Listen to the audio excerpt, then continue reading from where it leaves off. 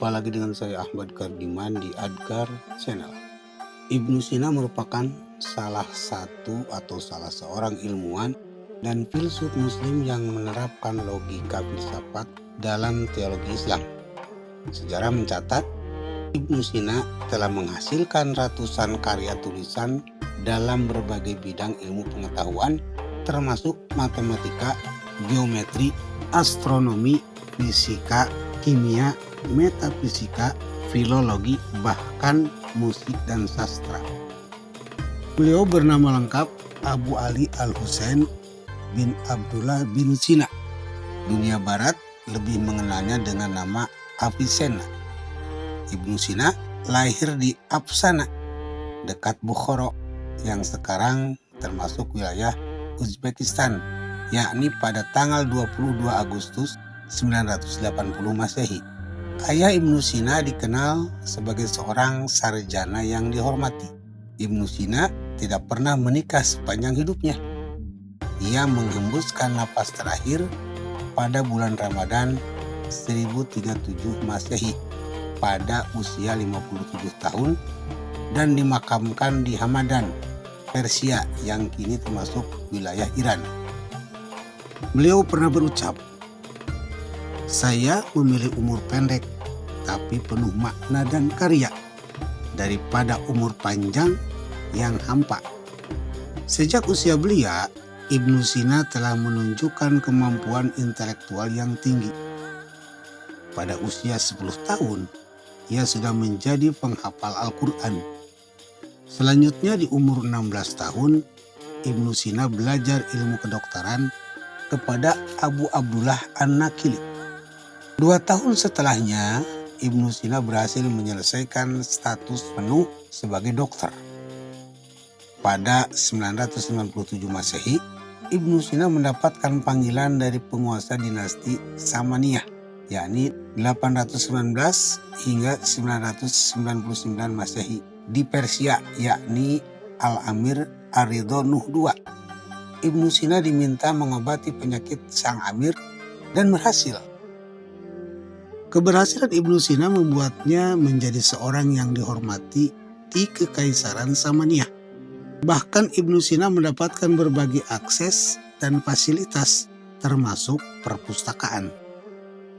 Pada usia ke-21 tahun, Ibnu Sina telah menghasilkan ratusan karya tulisan di bidang matematika, geometri, astronomi, fisika, kimia, metafisika, filologi, musik, dan puisi. 2 karya Ibnu Sina yang paling berpengaruh adalah Kitab As-Shifa dan Al-Qanun fit Tibb, penemuan Ibnu Sina di berbagai bidang. Biodata Ibnu Sina sebagai ilmuwan berhasil menciptakan berbagai macam penemuan dari total sekitar 450 karya. Karya Ibnu Sina yang bertahan hanya sekitar 240-an saja. Berikut ini adalah sejumlah penemuan Ibnu Sina semasa hidupnya. Yang pertama, penemuan Ibnu Sina di bidang kedokteran. Al-Qanun fit Tibb disebut sebagai buku kedokteran eksperimental yang paling penting dalam sejarah. Berkat kitab ini, Ibnu Sina disebut sebagai dokter pertama di dunia yang melakukan uji klinis dan pengenalan farmakologis klinis. Kitab ini juga berperan penting dalam kemajuan ilmu anatomi, ginekologi, dan pediatri. Ibnu Sina amat populer di kalangan pengajar medis barat sebagai peletak prinsip dasar sains. Tidak hanya itu, Ibnu Sina juga dikenal sebagai tokoh yang berjasa dalam hal tuberkulosis atau TBC, diabetes, tumor, dan efek placebo. Yang kedua, penemuan Ibnu Sina di bidang filsafat dan teologi Islam. Dilansir Stanford Encyclopedia of Philosophy, Ibnu Sina dijelaskan sebagai tokoh muslim yang menggabungkan pemikiran filsafat ilmiah dengan teologi Islam. Berkat penggabungan ini, ia menghasilkan sebuah pemikiran teologi yang rasional. Avicenna alias Ibnu Sina adalah muslim yang taat dan berusaha untuk mendamaikan filsafat rasional dengan teologi Islam. Tujuannya adalah untuk membuktikan keberadaan Tuhan dan ciptaannya dari dunia ilmiah dan melalui akal dan logika. Yang ketiga, penemuan Ibnu Sina di bidang matematika. Dalam kitab Asy-Syifa, Ibnu Sina membagi cabang matematika menjadi 4 bagian, mulai dari geometri, astronomi, aritmatika, dan musik. Adapun setiap cabang studi tersebut dipisahkan lagi menjadi subbahasan tertentu, khususnya dalam perhitungan matematika geometri. Ibnu Sina menjelaskan terkait geodesi, statistika, kinematika, hidrostatika, dan optik. Kemudian dalam bidang aritmatika membahas tentang aljabar dan penjumlahan serta pengurangan India. Yang keempat, penemuan Ibnu Sina di bidang astronomi. Merujuk kitab yang sama, Ibnu Sina sempat menuliskan tentang matematika yang memiliki hubungan dengan studi astronomi. Kebutuhan adanya matematika dalam menghitung beberapa kasus astronomi diterangkan lewat karyanya. Bukan hanya itu, astronomi ini juga dijelaskan oleh Ibnu Sina melalui tabel astronomi, studi geografis, dan kalender. Adapun tulisannya yang lain, kitab Syamsiah menerangkan lebih rinci terkait tabel astronomi yang dilengkapi rumus penghitungan matematikanya. Yang kelima, penemuan Ibnu Sina di bidang musik. Pengenalan teori musik Ibnu Sina dirangkum dalam buku Risalah fi Musico. Disebut dalam istilah Inggris Tastes of Music. Ibnu Sina berkonfrontasi dengan pandangan musik tradisional lantaran punya pendapat bahwa harmoni adalah dasar musik yang sempurna. Melalui Asy-Syifa, tokoh muslim ini juga sempat menerangkan tentang permusikan duniawi. Ibnu Sina menjelaskan berbagai alat musik yang kerap digunakan. Yang keenam, penemuan Ibnu Sina di bidang sastra. Biografi Ibnu Sina juga dikenal sebagai seorang penyair maupun sastrawan, sehingga tak heran ditemukan berbagai karya sastra hasil ciptaannya. Tokoh ini kerap menulis prosa, puisi, hingga cerita pendek.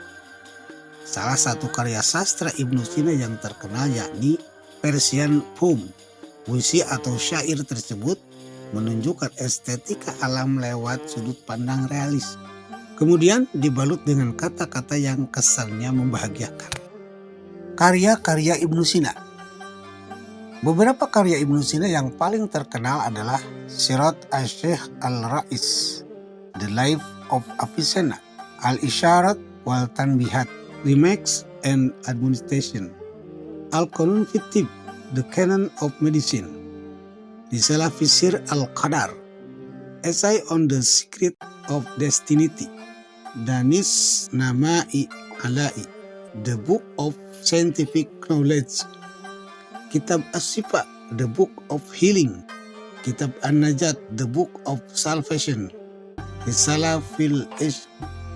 Quotes Ibnu Sina. Berikut daftar quotes Ibnu Sina yang terkenal hingga saat ini. Saat Anda sedang marah, janganlah menjawab persoalan. Aku sangat takut sapi karena ia punya tanduk namun tidak memiliki akal. Jika Anda tidak bisa membuat hati orang lain gembira, jangan pula membuat mereka merasakan duka. Jangan gampang menuduh saya murtad. Imanku terhadap agama benar-benar kuat. Saya memang unik, tapi tidak fasik. Ketika kebodohan lebih menguasai kesadaran, maka kesadaran punya hak untuk menjalankan hal terbodoh. Tidak ada penyakit yang tidak dapat disembuhkan, kecuali rasa malas. Tidak ada obat yang tidak berguna, kecuali kekurangan ilmu pengetahuan. Dokter yang bodoh merupakan ajudan kematian. Mereka mengajak orang lain untuk ke surga, sedangkan memberi anak yatim makan saja tak bisa. Waktu merupakan fitur kenangan dan harapan kita. Kita diuji melalui suatu kelompok yang merasa bahwa Allah tidak memberikan petunjuk kecuali kepada mereka saja. Mudah-mudahan bermanfaat. Wallahu a'lam bishawab.